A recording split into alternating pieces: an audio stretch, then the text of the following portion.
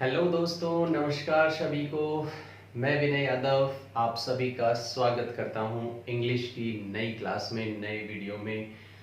उम्मीद करता हूं सभी बच्चे इन इंग्लिश के कॉन्सेप्ट को समझ रहे होंगे और क्लासेस का मजा ले रहे होंगे। तो आज की जो हमारी क्लास है बच्चों, आज की हमारी क्लास है, कुछ बच्चों की डिमांड थी कि सर जो कंडीशनल सेंटेंस है वो हमें अक्सर कंफ्यूज करते हैं।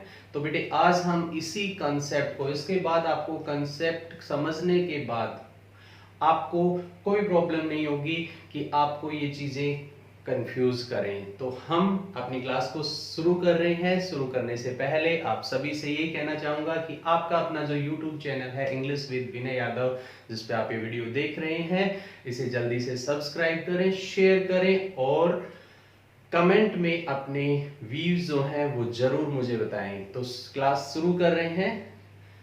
हमारा जो कंडीशनल सेंटेंस है, जैसा कि आप देख पा रहे हैं, मैंने कुछ सेंटेंस यहाँ पे लिखे हैं। मैंने यहाँ पे कंडीशनल सेंटेंस हेडिंग जो हमारी है, सबसे पहले हम इसी पॉइंट को समझते हैं कि कंडीशन क्या होती है, क्योंकि इसके अंदर जो आप चीज देख पा रहे हैं ना, वो क्या है, यही है कंडीशनल सेंटेंस। कंडीशनल सेंटेंस का मतलब ही यही होता है कि कंडीशन का होना, कंडीशन का होना। अब ये बात आती, क्वेश्चन ये आ जाता है आपके सामने, जी कंडीशन क्या है, कंडीशन क्या है। देखो एक सेंटेंस में आपको कहता हूं, एक सेंटेंस में आपसे कहता हूं, आप समझने की कोशिश करना उसे, ठीक है। मैंने कहा अगर आप ध्यान से सुनोगे, या अगर आप ध्यान से सुनते हैं तो समझ आएगा। अगर आप ध्यान से सुनते हैं तो समझ आएगा।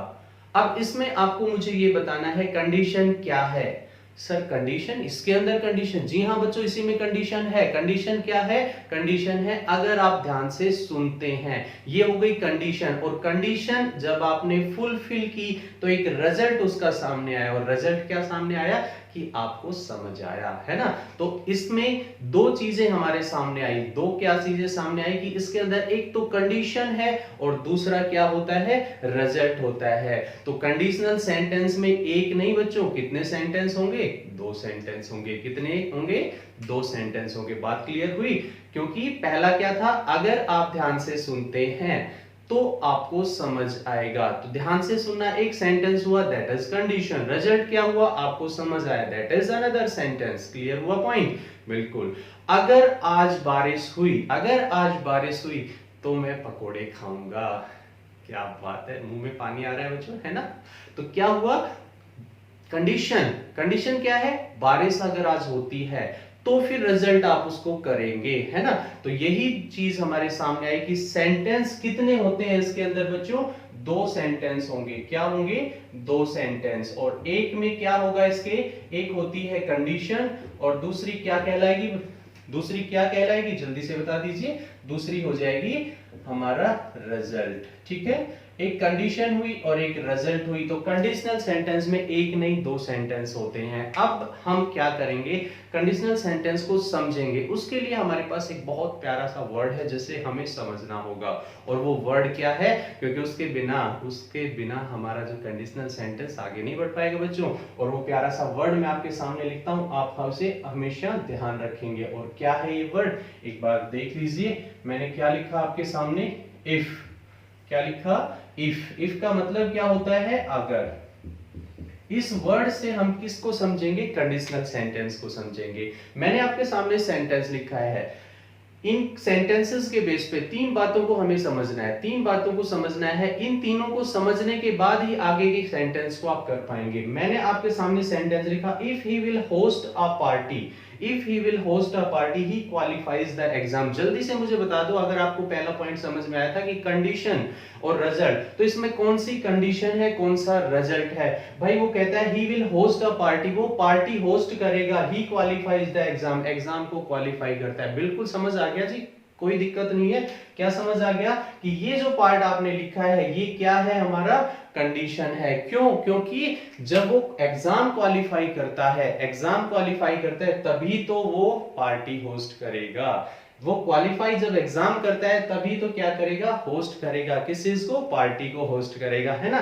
तो ये बच्चों क्या हुआ, रिजल्ट हुआ। क्या हुआ बच्चों, ये रिजल्ट हुआ। अब हम क्या करते हैं, इसके अंदर हमें वर्ड अरेंजमेंट जो है कंडीशनल सेंटेंस में अरेंजमेंट सही होगी तो आपका सेंटेंस सही होगा, ठीक है।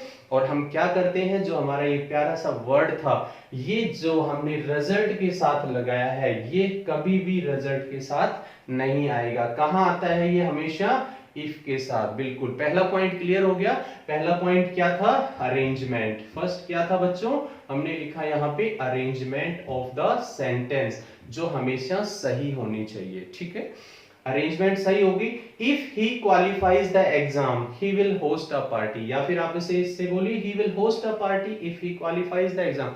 रिजल्ट और कंडीशन आगे पीछे हो सकते हैं, लेकिन यूज इस वर्ड का हमेशा कंडीशन के साथ ही होगा। क्लियर हुआ? उसके बाद तो पहली बात ये हमें समझ आई। इसके बाद इसमें दूसरी बात को समझना है, और दूसरी बात दूसरे सेंटेंस से समझ लीजिए। If it rains then I will cancel the trip. क्या कहते हैं? अगर बारिश होती है, अगर बारिश होती है तो ये देन जो वर्ड है इसका मतलब क्या होगा? या तो तब या फिर तो या तब मैं कैंसिल करूंगा। किस चीज को? ट्रिप को कैंसिल करेगा। तो बेटा एक बात मुझे बताइए, हमने यहां पे कहा इफ इट रेन्स, ठीक है। हमने इसमें भी कहा था if he qualifies the exam, फिर हमने इस देन का यूज यहां कहीं नहीं था। अगर ऊपर वाले सेंटेंस में समझे तो ये अगर देन हम इसे यहां से स्प्लिट करते हैं, और ये जो हमारी चीज थी ये क्या है? कोमा को यूज करते हैं, because then is superfluous here, we didn't need this, we didn't require this word here, and if we didn't require any word and that is already there, that is superfluous। superfluous हो गया जहां उसकी जरूरत नहीं है, और फिर भी क्या हो गया?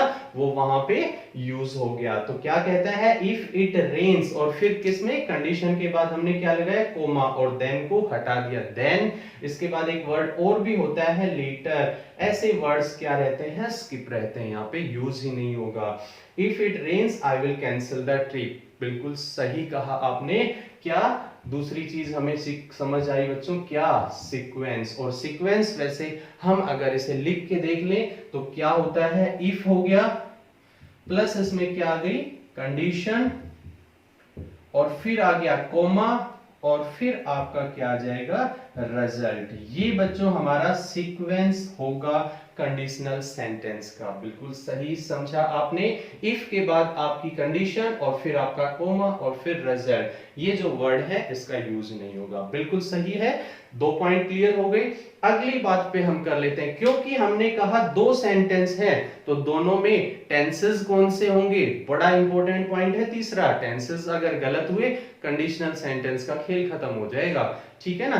कंडीशन पहली, इसमें 3 चीजें सामने आएगी, क्योंकि हमारे पास टाइम के 3 एस्पेक्ट्स हैं, प्रेजेंट, पास्ट और फ्यूचर, तो तीनों कहीं भी यूज होंगे। तो सबसे पहले कहता है कंडीशन अगर प्रेजेंट में हो, कंडीशन प्रेजेंट में हो तो बच्चों रिजल्ट किस में होना चाहिए? फ्यूचर के अंदर होना चाहिए। कंडीशन प्रेजेंट में थी, रिजल्ट हमने किया फ्यूचर के अंदर। पहली बात का एग्जांपल भी है हमारे पास। हमने क्या कहा? Condition present, result future.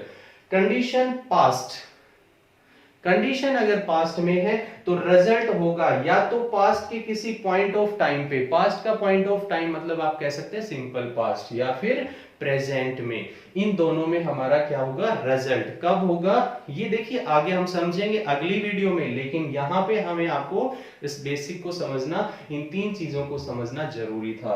तीसरा कहता है कंडीशन अगर फ्यूचर में, हो क्या बोल गई? कंडीशन फ्यूचर, अरे फ्यूचर का कोई तो एस्पेक्ट है ही नहीं, फ्यूचर टाइम का कोई हिस्सा नहीं है, क्योंकि हमने उसको एक्सपीरियंस नहीं किया है। अगर कल ये हुआ तो, अरे भाई हुआ या नहीं हुआ वी डोंट नो, तो how can it be condition? कैसे हो सकती है? तो बच्चों एक चीज समझ आई कि कंडीशन जो है फ्यूचर में नहीं होगी। कहां होगी? या तो प्रेजेंट में या फिर पास्ट में। तो रिजल्ट इस तरह से होगा, रिजल्ट इस तरह से होगा। तो हमने यहाँ पे बच्चों 3 चीजें समझी हैं इस वीडियो में, आपने 3 चीजें समझी हैं।